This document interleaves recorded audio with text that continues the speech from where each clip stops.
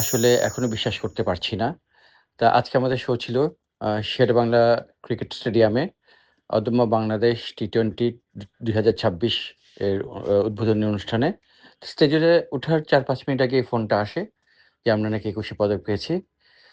তখন এটা জানার পরপরই ব্যান্ডের সবাইকে জানাই এবং আমরা সবাই সবাইকে আলিঙ্গন করি এবং বিশ্বাস করতে পারছিলাম না আসলে। আমরা সাথে স্টেজে উঠে যাই, পারফরম্যান্স করে নামি।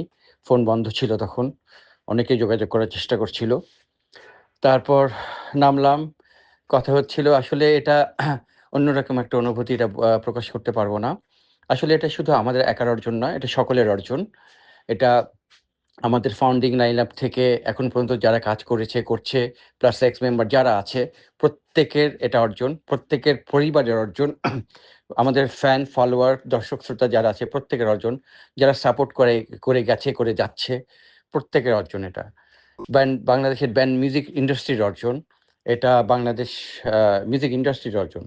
সো এটা আসলে এটা আমাদের একার অর্জন না, এটা সবার অর্জন। এজন্যে খুব ভালো লাগছে। এরকম একটা আমরা স্বীকৃতি পেলাম ব্যান্ড মিউজিক এবং ২১শে পদক এই সম্মানজনক আ আ পদকে ভূষিত হলাম। খুবই ভালো লাগছে। ব্যান্ডের প্রত্যেকেই খুবই আনন্দিত, খুবই এক্সাইটেড আসলে বলে বোঝাতে পারব না। আ এটাই। এটাই আপাতত অনুভূতি। আ আশা করি এই অ্যাওয়ার্ডটা বাংলাদেশের ব্যান্ড মিউজিক ইন্ডাস্ট্রির নতুন প্রজন্মকে আরো উৎসাহিত করবে, আরো গতি সঞ্চার হবে, এগিয়ে নিয়ে যাবে আমাদের সবাইকে। আমরা পারলে তারাও পারবে এবং আমাদের দেশে অনেক স্বনামধন্য ব্যান্ড আছে। তারাও এটা আ এ অর্জনের যোগ্যতা রাখে এবং আসলে ২১শে পদকে ব্যান্ড মিউজিক ক্যাটেগরি একটা ক্যাটেগরি হওয়া উচিত। যেটা শুরু হয়েছে।